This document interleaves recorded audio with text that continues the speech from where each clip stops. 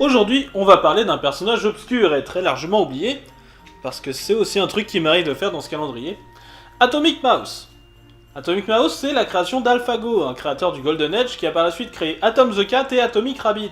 Autant vous dire que les animaux anthropomorphiques, il maîtrise. Ouais, et il a fait quoi d'autre?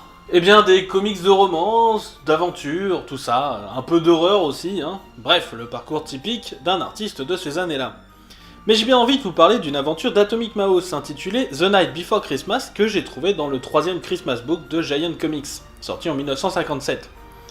Mais il est très largement possible qu'il ne s'agisse que d'une réimpression et que l'histoire soit plus ancienne en fait. Et je reste persuadé que ces histoires devraient avoir une date de péremption. Se farcir nos amours, nos peines, nos haines, nos querelles. Pas de vacances, pas de dimanche, overbooké. Faut qu'il assure, toujours présent à l'appel. Pourtant il aimerait se faire un peu moins prier.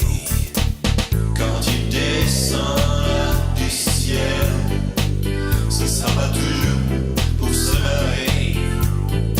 Son sale sourire d'éternel s'effacera quand il verra l'étendue de vos péchés. L'histoire que nous allons suivre commence par une semi-parodie d'un poème de Noël très connu de Clemence Clark Moore, dont j'avais déjà parlé sur ma vidéo sur Panic l'année dernière, mais vu le peu de gens qui l'ont vu, je dois sans doute en reparler.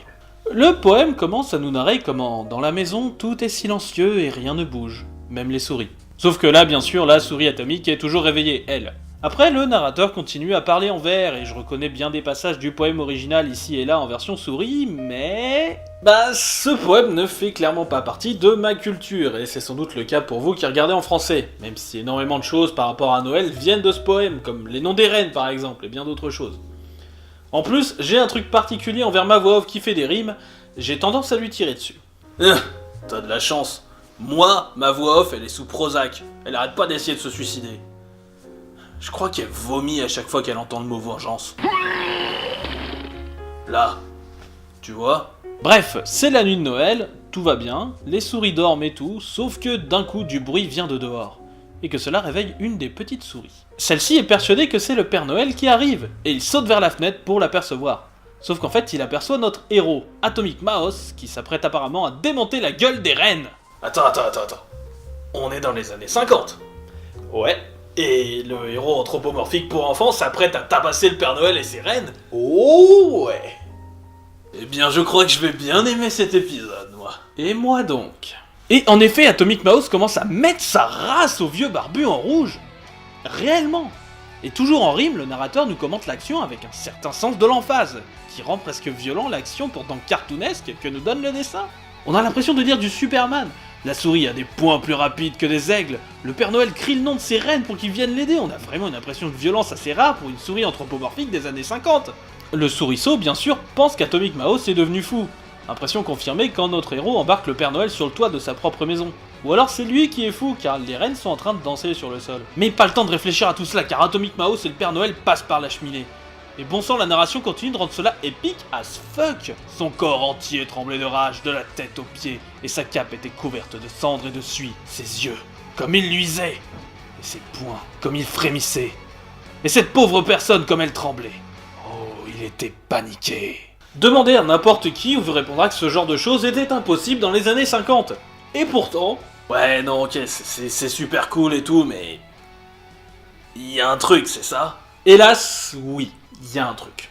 En effet, le truc, c'est que le Père Noël n'est ici qu'un chat déguisé qui essayait encore de rentrer en douce dans le village des souris pour en boulotter quelques-unes.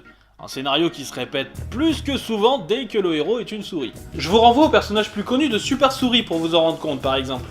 Et l'on apprend que le Père Noël a appelé Atomic Mouse pour le prévenir, qu'un voleur avait volé son traîneau avec les rennes. Et donc forcément, notre héros savait que ce n'était qu'un imposteur, donc il le tabasse un peu plus, le ligote, le laisse dans la maison du souriceau parce que je sais pas trop en fait, et il part ramener le traîneau au Père Noël tout en nous souhaitant de bonnes fêtes, ce qui est gentil.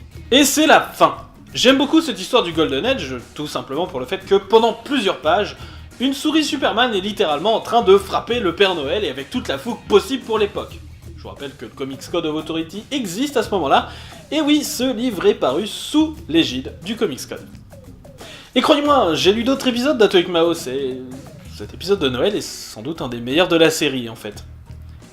Et demain, on parlera de l'adolescent qui voulait tuer le Père Noël parce que ce dernier a tué son père. Ouais, carrément.